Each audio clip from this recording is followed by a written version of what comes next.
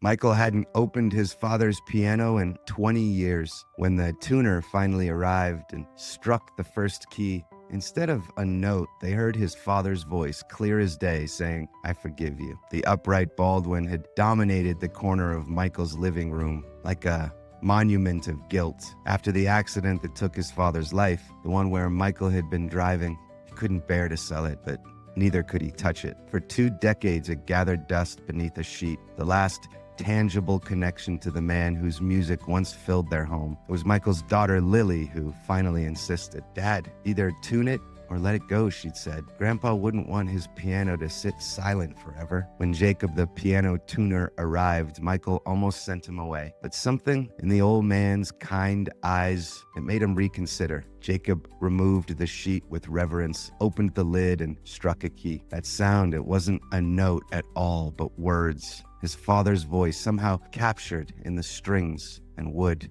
"I forgive you." Michael stumbled backward.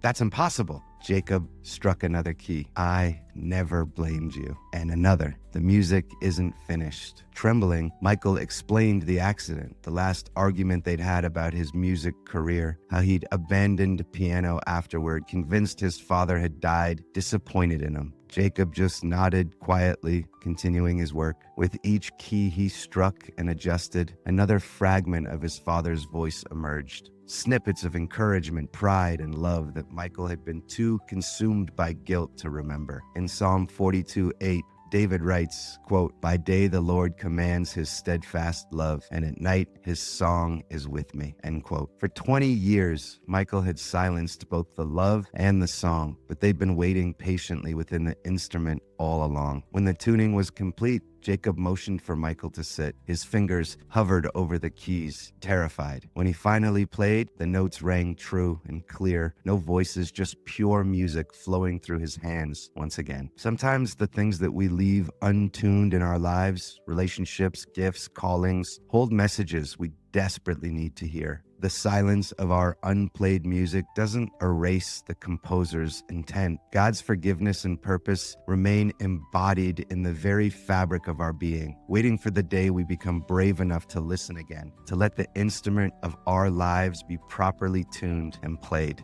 My friend, what silent instrument in your life might be waiting to sing once again? Hey, my name's Adam with Faith Labs. We do daily devotionals and prayers for busy Christians. As always, my friend, onward, and God bless you.